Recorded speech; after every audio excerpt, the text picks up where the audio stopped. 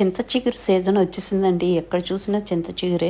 కాకపోతే చాలా చాలా కాస్ట్లీ అనమాట. కేజీ 1000 రూపాయల వరకు ఉంటుంది అని మనకి పేపర్లో ఆర్టికల్ కూడా వచ్చిందండి. ఇంక ఇక్కడ చింత చిగురు తీసుకురావడం జరిగింది అనమాట. చింత చిగురు ఎండి చేపలు చేస్తున్నాను. చాలా బాగుంటుందండి ఆ కాంబినేషన్. డ్రై ఫిష్ ని హాట్ వాటర్ లో సోక్ చేసుకుని 10 నిమిషాల పాటు దాన్ని శుభ్రంగా వాష్ చేసేసుకుని 2 టేబుల్ స్పూన్ల ఆయిల్ లో ఈ విధంగా వేసుకుని ఫ్రై చేసుకుంటామండి. ఇది వేగే లోపు చింత చిగురుని ఈ విధంగా మంచిగా చేతితో క్రష్ చేసి పెట్టుకుంటే ఏంటంటే దాంట్లో ఉన్న ఎసెన్స్ అంతా కూడా మనకి బయటకు వస్తుంది అనమాట. ఈ లోపు మనకి డ్రై ఫిష్ ఈ విధంగా వేగిపోయిందండి. 2 టేబుల్ స్పూన్ల ఆయిల్ లో కొంచెం పసుపు కరివేపాకు వేసుకుని శుభ్రంగా వాష్ చేసుకున్న డ్రై ఫిష్ వేసుకుని వేపించి పక్క తీసేసుకున్నాము. ఇప్పుడు అదే ఆయిల్ లో ఒక 2 పచ్చిమిర్చి చిలుకలు, ఒక ఆనియన్ చిన్న ముక్కలుగా కట్ చేసి వేసుకుని ఈ విధంగా 80% వరకు వేగిపోయే వరకు వేపుకుంటామండి. రుచికి సరిపడా సాల్ట్ కూడా దాంట్లోనే వేసేసుకున్నాము. తర్వాత మనం వేపించి పక్క తీసుకున్న డ్రై ఫిష్ 1.5 టేబుల్ స్పూన్ కారం వేసుకుని మొత్తం అంతా కలిసేలాగా మంచిగా మిక్స్ చేసుకుంటామండి. ఆల్రెడీ చేతితో మెదిపి పెట్టుకున్నటువంటి చింత చిగురుని ఇక్కడ యాడ్ చేసేసుకుంటామండి. ఈ చింత చిగురు వచ్చేసి 150 గ్రామ్స్ అనమాట. చింత చిగురు అయితే చాలా బాగా దొరికిందండి.